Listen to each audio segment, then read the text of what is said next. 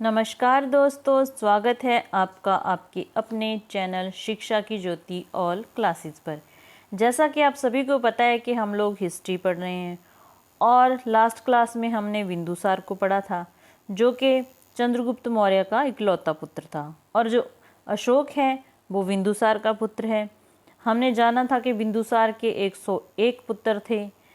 आज हम महान सम्राट अशोक के बारे में पढ़ रहे हैं। ये वो अशोक हैं जिनके पिताजी बिंदुसार थे और इनके दादाजी चंद्रगुप्त मौर्य थे। जे अपने दादाजी की तरह बहुत महान सम्राट हुए। अगर इसके शासनकाल की बात करें तो जो इसका शासनकाल था वो 269 वीसी से लेकर 232 वीसी तक था। अशोक का जन्म 304 वीसी में हुआ था और इनकी माता का नाम सुभद्रांगी दिव्यावदान के अनुसार था। पिता का नाम बिंदुसार था, जैसा कि आप जान ही चुके हो। जो अशोक थे, आपको पता है कि जब कोई राजा मर जाता था तो जो उसके पुत्र होते थे, उसके उत्तराधिकारी होते थे, तो उनमें उत्तराधिकार के लिए युद्ध छिड़ जाता था। यही बात यहाँ भी हुई। जब बिंदुसार की मृत्यु हो जाती है तो अशोक और अशोक के भाइयों में इसके लिए युद्ध हो जाता है शुरू। तो अशोक ने अपने 99 भाइयों को मार दिया और खुद गद्दी पर बैठ गए। जब अशोक गद्दी पर राजगद्दी पर बैठे थे तो तब उस टाइम वो अवंती के राज्यपाल थे।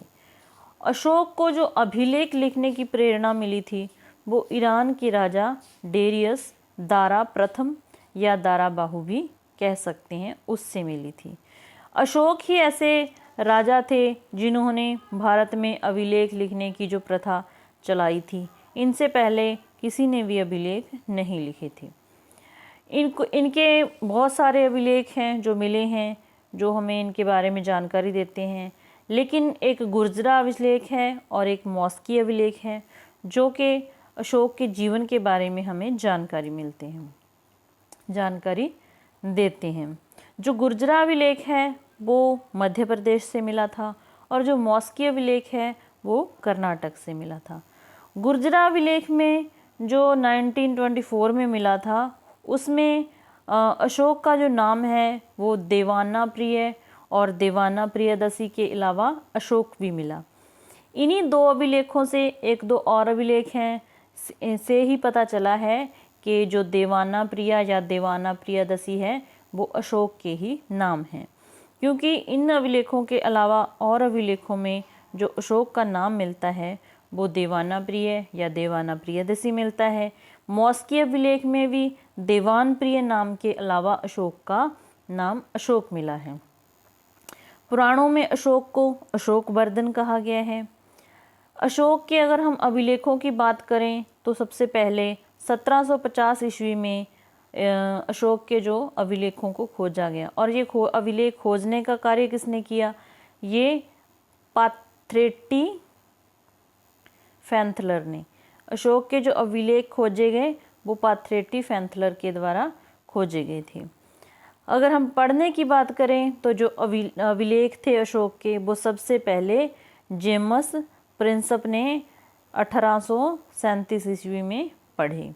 सबसे पहले इन्हीं को अशोक के अभिलेख पढ़ने में सफलता मिली थी।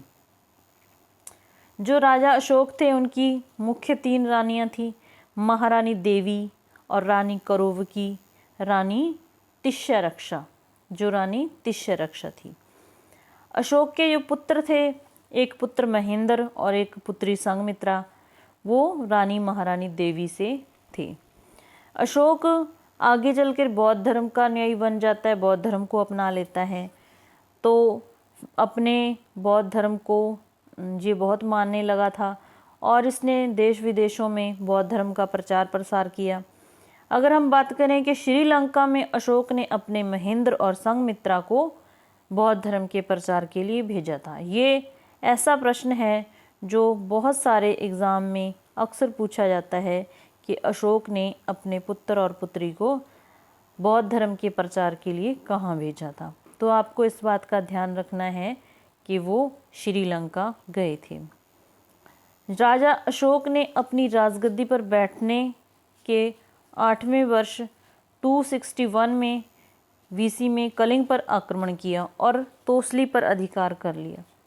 तोसली पर अधिकार तो कर लिया, लेकिन उनका जो मन था वो नरसंहार देखकर खून खराबा देखकर एकदम बहुत खराब हो गया।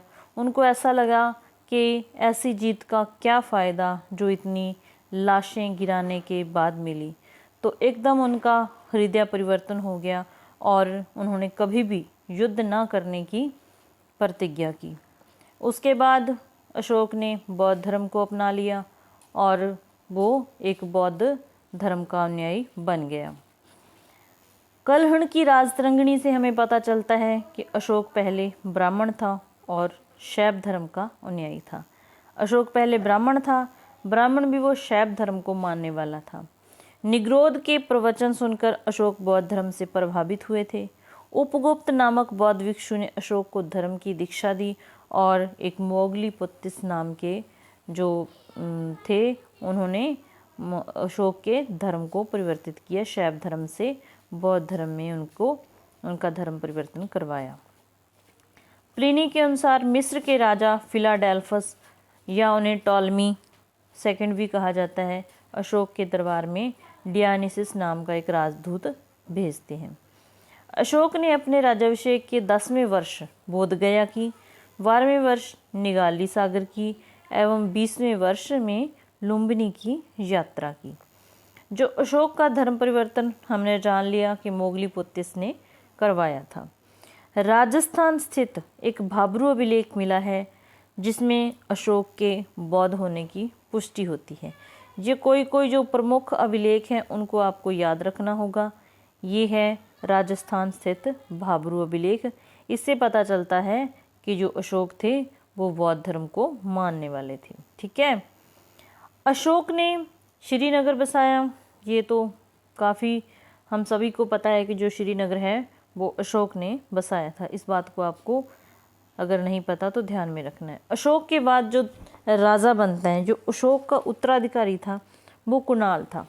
ये भी छोटी सी बात है लेकिन पूछ ली जाती है कि अशोक के बाद जो राजगद्दी पर बैठा तो वो कौन था, तो वो था कुणाल।